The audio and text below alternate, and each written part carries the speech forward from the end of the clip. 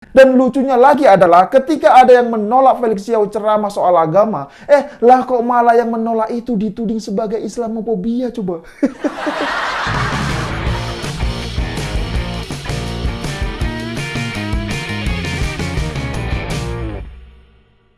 Ya, jumpa lagi dengan saya Haji Muhammad. Baru-baru ini ya, geng 212 yang dipromoteri oleh Sekjen Syarikat Islam Ferry Juliantono telah mendeklarasikan Gerakan Nasional Anti-Islamofobia atau GNAI. Mereka melakukan deklarasi GNAI ini pada tanggal 15 Juli 2022. Jadi baru 3 hari yang lalu. Dan tahu gak, kalau diperhatikan ya, rata-rata yang melakukan deklarasi gerakan GNAI kemarin itu adalah pendukung dari Anies Baswedan. Luar biasa kan? Ya sekarang coba saja perhatikan orang-orangnya ya. Di situ ada nama Wakil Ketua MPR RI Hidayat Nur Wahid, Ketua Persaudaraan Alumni 212 Slamet Ma'arif, Wakil Ketua Partai Umat Buniyani, kemudian Ketua Umum Partai Masyumi Ribon yaitu Ahmad Yani, kemudian Mustafa Nahra, Refli Harun, Alfian Tanjung, dan sejumlah aktivis lainnya. Nah, sementara di jajaran inisiator dan pendiri GNAI ada nama Wakil Ketua Majelis Ulama Indonesia atau MUI yaitu Anwar Abbas. Kemudian ada juga nama Ferry Juliantono, Ahmad Dhani Prasetyo, dan juga Alfian Tanjung. Luar biasa sekali. Nah, dari sekian banyak nama-nama yang mendeklarasikan Islamofobia itu, kita sudah tahu bahwa mereka adalah kebanyakan dari pendukung Anies Baswedan. Mereka juga adalah pembenci pemerintah. Tapi menariknya ya, ada nama Ferry Juliantono, politisi dari Gerindra yang masuk dalam daftar sebagai inisiator dan pendiri gerakan anti-Islamofobia. Nah, apakah Gerindra ini masih mau memainkan politik dua kaki? Ya, bisa saja itu terjadi. Nah, tapi mungkin ada juga yang bertanya, apa sih Islamofobia itu? Mengapa gerakan ini tiba-tiba muncul menjelang tahun politik 2024? Apakah tujuannya dan mengapa harus ada GNAI di negara yang mayoritas Islam seperti Indonesia? Baiklah, semuanya itu akan saya ulas dalam kesempatan Okedum kali ini. Namun sebelumnya saya ingin mengucapkan banyak terima kasih buat semua penonton di channel 2045 TV ini yang sudah berkenan untuk mengklik dan like video ini. Ya jujur saja ya, saya tidak habis pikir dengan kelompok mereka ini.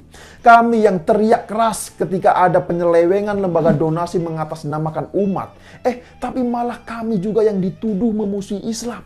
Dan kami juga teriak keras ketika ada yang ingin melegalisasi kekerasan atas nama Islam. Tapi lagi-lagi kami juga malah dituding sebagai Islamofobia. Lah ini gimana ceritanya coba? Dan lucunya mereka yang memperburuk citra Islam, melegalisasi kebohongan, kebencian, dan kekerasan atas nama Islam. Malah yang seperti itu dengan pede mereka mengaku sebagai pejuang Islam. Lah ini gimana ceritanya? Apa nggak kebalik coba? Yang melakukan kejahatan atas nama Islam dibela, dianggap pejuang Islam. Tapi yang mengkritisi tindakan tersebut justru dianggap sebagai Islamofobia. Parah sekali kan? Jujur saja ya, saya jadi curiga jangan-jangan gerakan anti-Islamofobia ini sengaja untuk membungkam umat Islam yang waras dan kritis. Ya bisa jadi kan, agar mereka ini bisa lebih mudah untuk menjalankan misinya. Ya menurut saya justru Islamofobia itu lahir dari pemikiran-pemikiran primitif seperti kelompok mereka ini. Dan harus diketahui bahwa rakyat Indonesia, khususnya umat Islam, tidak merasakan Islamofobia atau memiliki rasa ketakutan terhadap Islam. Karena apa? Ya logikanya begini, masa ya umat Islam ini merasa takut dengan agamanya sendiri? Lah ini gimana ceritanya? Kan lucu, bener gak? Ya masa ya Muslim ini takut dengan agama Islam? Ini kan gak masuk akal sama sekali. Kalau boleh jujur ya, rakyat Indonesia dan khususnya umat Muslim yang waras saat ini ya, tidak sedang merasakan Islamofobia. Namun yang dirasakan adalah ketakutan atau kekhawatiran terhadap virus kadrun atau bisa disebut dengan kadrunfobia. Ya misalnya video soal Felix Xiao yang pernah menjelaskan tentang ayat suci Al-Quran. Namun sayangnya ya penyampaian dia itu justru salah fatal dan justru menyesatkan. Ya tapi biar lebih jelas ya, silakan bisa disimak terlebih dahulu cuplikan videonya berikut ini. Arti kata hikmat. Ada yang hafal surat Al-Jumu'ah ayat pertama? Sabbahalillahi mafis samawati wal ard. Bukan. Al-Malikul Quddus Azizul Hakim. Al-Malikul Qudus Azizul Hakim. Ada kata-kata hakim. Hakim artinya adalah orang yang memiliki hikmah. Lihat baik-baik ya. Jangan bicara bahasa Indonesia dulu karena hakim bahasa Indonesia beda. Kalau hakim bahasa Indonesia yang memutuskan perkara. Tapi ini bahasa Arab. Hakim adalah orang yang dikasih oleh Allah hikmah. Nah, jadi gimana setelah menonton cuplikan video barusan? Parah sekali kan? Jadi kalau ada yang melakukan gerakan Islamophobia, ya anggap saja yang dimaksud itu adalah video Felix Xiao tadi. Perlu diketahui umat Islam yang waras saat ini sedang takut dan khawatir terhadap orang-orang yang minim ilmu agama. Namun dengan pedenya, mereka ini bicara soal agama. Dan itu banyak sekali contohnya. Bukan hanya Felix Xiao, tapi ada juga nama seperti Sugi Nur. Tahu kan Sugi Nur? Bahkan dengan modal ilmu agama yang cuma dari YouTube itu ya, tidak sedikit yang berani menjadi ustadz dadakan meski sama sekali mereka ini tidak pernah belajar di pondok pesantren. Ya sekarang coba perhatikan saja apa yang disampaikan oleh Felix Xiao mengenai ayat Al-Jumu'ah dalam videonya. Sangat fatal sekali kan kesalahannya. Saat menyampaikan ayat tersebut, dia ketahuan bukan hanya salah membaca ayat suci Al-Quran, namun tafsirnya juga disampaikan secara serampangan. Tak ada asbabun nuzulnya dari tafsir yang disampaikan. Padahal ya dia ini bukan ulama, bukan juga kiai, tapi dia hanya mualaf yang belum pernah nyantri. Nah, sedangkan ulama ahli tafsir sekelas Gus Baha pun ya, beliau selalu merujuk pada pendapat ulama terdahulu dan tidak pernah terlepas dari penjelasan asbabun nuzulnya maupun asbabul wurudnya. Lah terus Felix Xiao ini siapa? Mondok tidak pernah, nyantri tidak pernah, tapi tahu-tahu sering diundang ngisi ceramah kemana-mana coba. Jadi kalau sudah begini, terus siapa yang salah? Yang ngundang atau yang diundang? Atau kedua-duanya ini yang salah?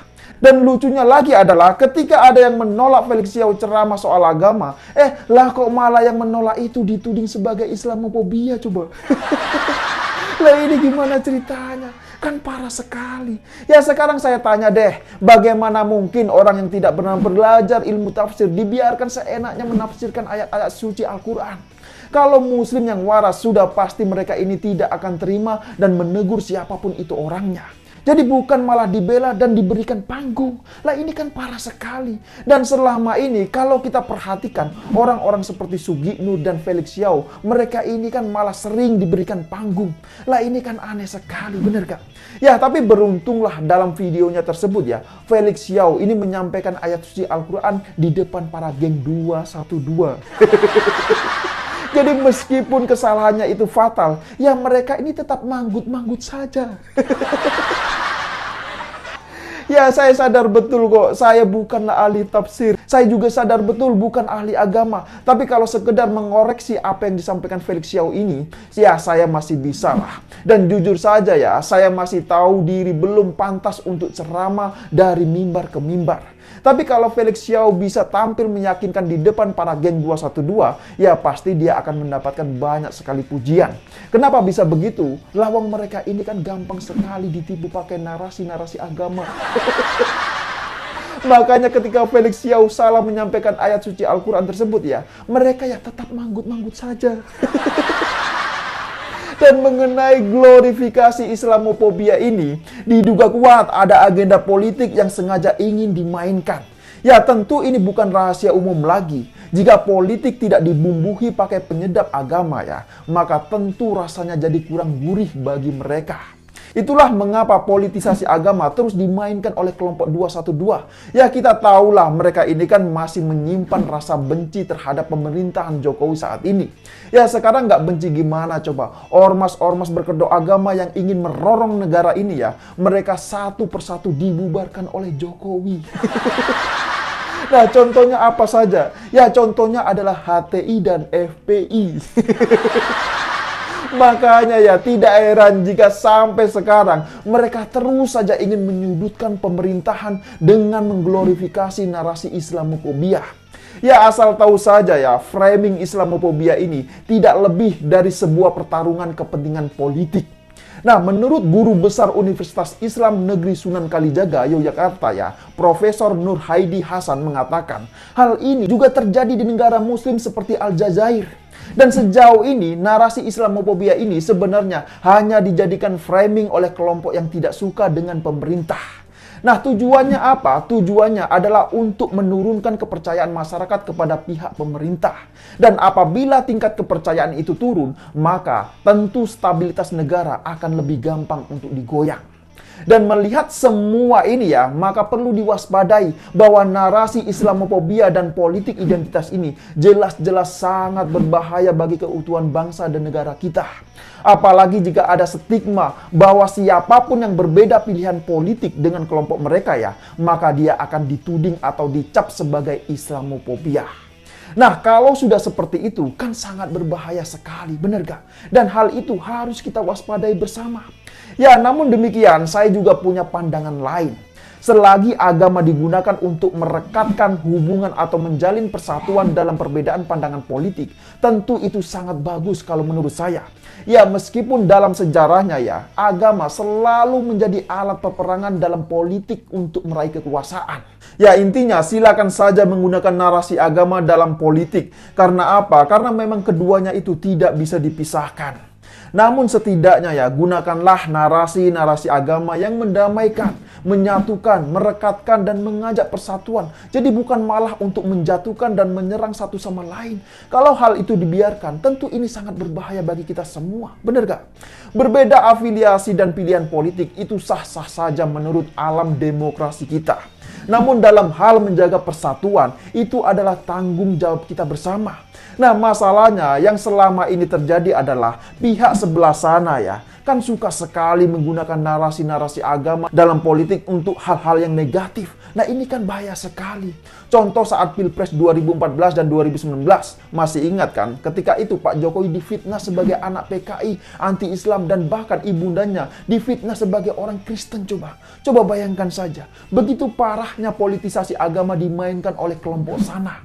Dan sekarang ini kelompok yang sama itu justru teriak-teriak menuding yang tidak sepaham dengan mereka sebagai Islamophobia. Nah, ini kan parah sekali. Nah, kemudian saat Pilkada DKI Jakarta, masih ingat juga kan? Saat itu pendukung Ahok diancam melalui spanduk-spanduk yang dipasang di rumah ibadah. Mereka mengancam bahwa jenazah pendukung Ahok tidak akan diurus dan disolatkan. Bahkan siapapun yang mendukung Ahok, mereka akan dicap sebagai penista agama. Lah, ini kan luar biasa sekali bahayanya. Coba bayangkan saja, hanya karena beda pilihan politik, mereka sampai segitunya memainkan politisasi agama. Nah, yang lebih parah lagi adalah ketika Jarod Saiful Hidayat diusir dari masjid usai sholat Jumat. Coba bayangkan saja, Jarod Saiful Hidayat itu adalah seorang muslim. Dia ke masjid hanya ingin melaksanakan sholat Jumat. Tapi yang terjadi apa? Yang terjadi, dia malah diusir dan dipersekusi oleh pendukung Anies Baswedan. Lah, ini kan parah sekali. Ya, sekedar informasi saja ya, saat itu Jarod adalah calon wakil gubernur DKI Jakarta yang berpasangan dengan Ahok. Dan lagi-lagi semua yang melakukan politisasi agama itu, mereka adalah kelompok yang sama, yaitu yang saat ini mendeklarasikan gerakan anti-Islamophobia. Luar biasa sekali kan. Jadi sekarang yang sejatinya Islamophobia itu siapa? Bukankah geng 212 itu sendiri? Masa ya ada umat muslim yang sholat Jumatan di masjid diusir coba? Masa ya umat muslim yang berbeda pilihan politik, jenazahnya ini diancam gak akan diurus dan disolatkan? Jadi siapa sebenarnya yang Islamophobia? Coba ada gak yang bisa menjawabnya? Ya, silakan berikan komentarnya di bawah. Dan yang membuat saya nggak habis pikir lagi adalah, apakah mereka selama ini juga buta bahwa izin rumah ibadah yang sering dipersulit itu bukanlah dari agama Islam? Apakah mereka juga buta bahwa yang sering kesulitan beribadah di negeri ini adalah bukan dari kalangan agama Islam? Jadi mengapa mereka ini bikin gerakan anti-Islamophobia? Lah, kan itu pertanyaannya, bener gak? Lawang mereka sendiri yang ketakutan dengan ritual agama lain. Mereka juga yang ketakutan dengan rumah ibadah lain. Tapi kenapa malah mereka ini bikin gerakan anti-Islamophobia coba? Luar biasa sekali. Jadi sekali lagi saya tegaskan bahwa narasi soal Islamophobia yang sedang digaungkan oleh tokoh 212 itu memang sangat-sangat kental aromanya dengan nuansa politisasi agama. Ada dugaan kuat bahwa yang tidak satu afiliasi politik dengan mereka, maka siap-siap saja akan dicap sebagai Islamophobia.